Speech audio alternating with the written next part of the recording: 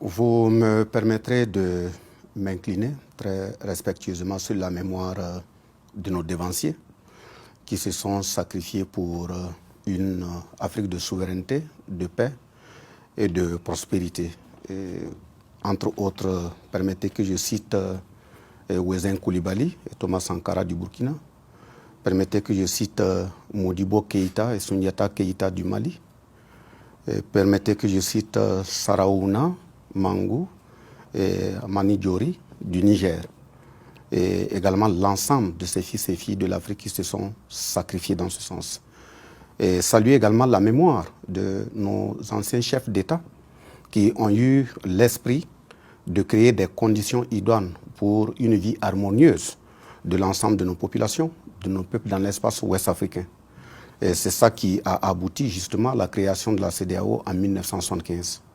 Et malheureusement, avec le fil du temps, nous avons constaté que cette organisation a été noyautée et détournée contre même les intérêts de ces mêmes peuples, au lieu que ce soit véritablement la création des conditions d'une vie idoine, d'une vie harmonieuse, la protection de l'intégrité de l'honneur de ces peuples.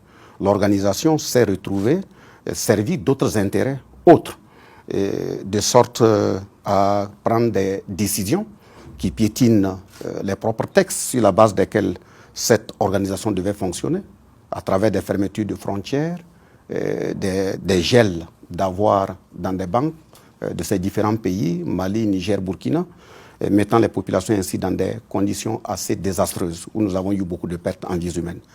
Je salue donc l'orientation, l'audace, le courage, la vision des trois présidents, le général d'armée, Assimi Goïta du Mali, le capitaine Ibrahim Traoré du Burkina Faso et le général Tchani du Niger, qui ensemble ont porté véritablement les chaussures de nos dévanciers, et les ont bien portées, et permettent de créer toutes les conditions pour que nos peuples puissent aller vers leur souveraineté, leur épanouissement. Et justement, en faisant ce petit rappel, c'est pour vous dire que les défis sont énormes. Mais il faut comprendre que ces défis, malgré leur énormité, nous avons la possibilité de les séquencer à un certain nombre de visions. La première vision, c'est la question sécuritaire et migratoire de nos populations. Le deuxième élément, c'est la question économique et sociale en lien avec nos populations.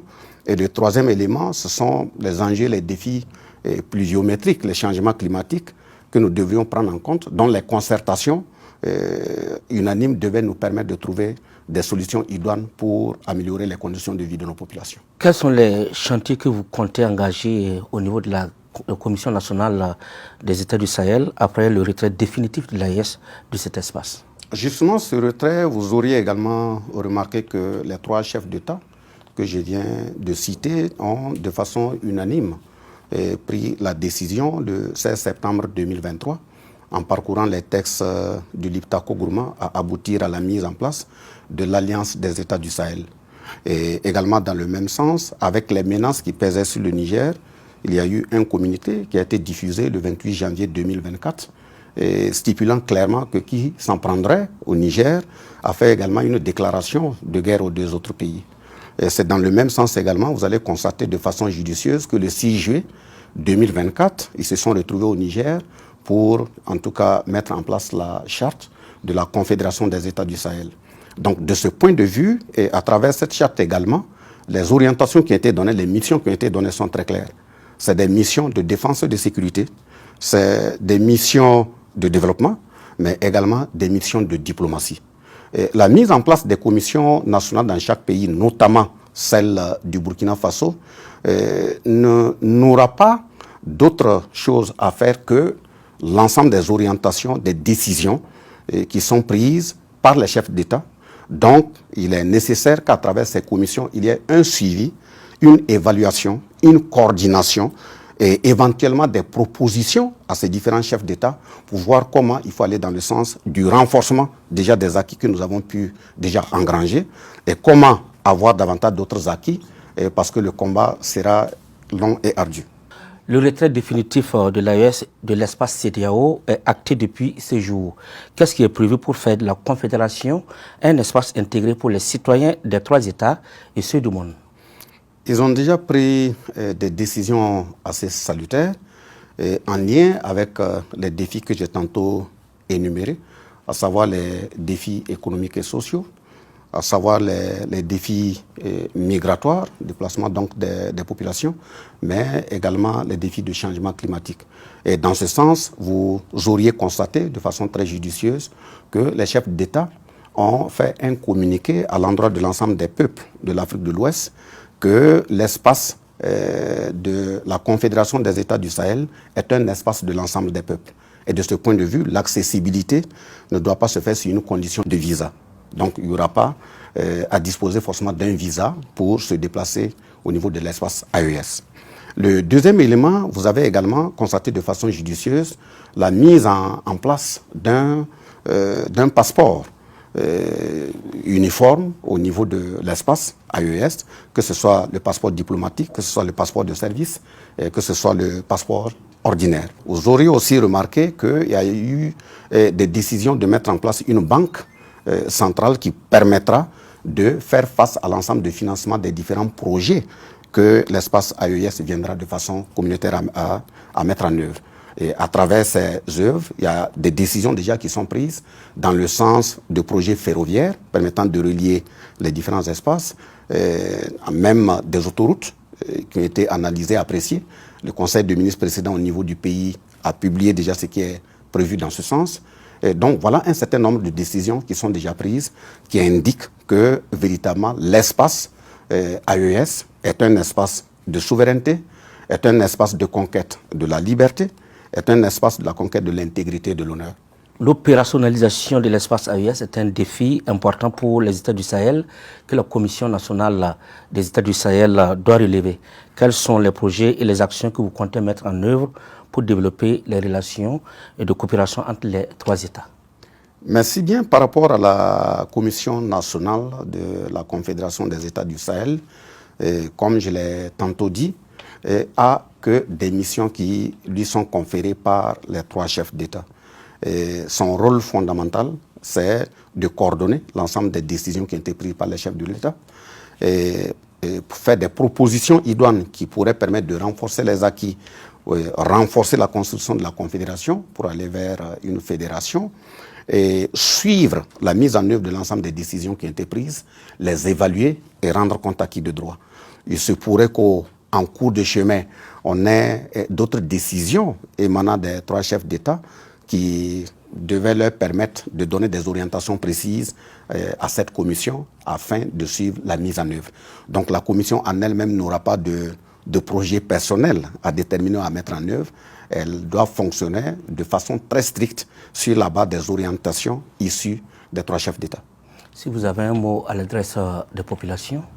À l'adresse des populations, d'abord je commence par saluer la résilience de l'ensemble des peuples du Sahel et saluer la solidarité de l'ensemble des peuples du monde, d'Afrique, qui, depuis l'engagement des 3 chefs d'État, a fait en sorte que l'espace AES soit un espace de souveraineté et d'honneur des peuples, ne font que venir à notre soutien.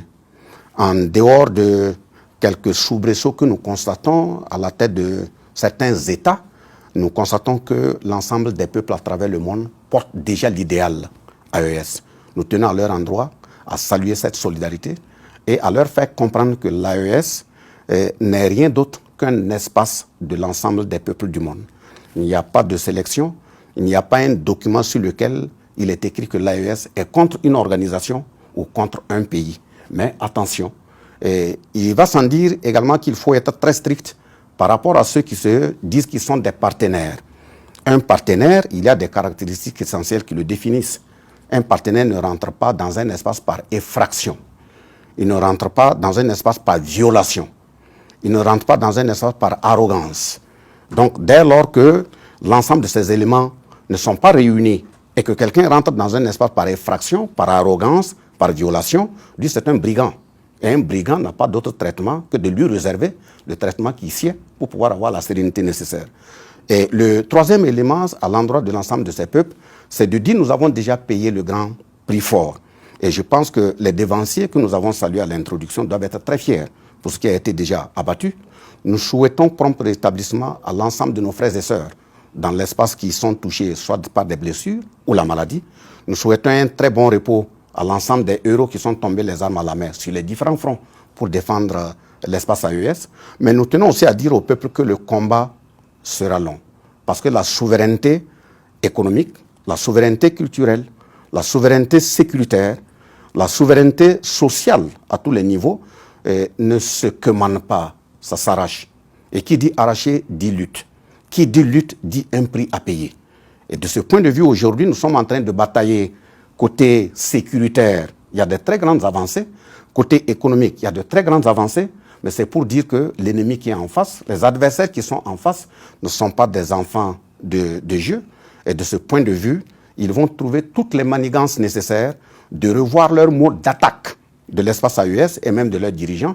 Mais je tiens à dire pour terminer que la force essentielle protectrice de ces dirigeants, c'est la cohésion des peuples, c'est la mobilisation des peuples, c'est ce que nous constatons déjà. Je les invite à garder ce même cap afin que vaille, nous puissions respecter la mémoire des dévanciers qui ont perdu leur vie pour que l'Afrique soit libre et unie. Voilà, c'est tout pour cet entretien avec le président de la Commission nationale de la Confédération des États du Sahel, Bassolma Bazié. Merci d'avoir répondu à nos questions. Je vous en prie. Merci à vous d'avoir suivi.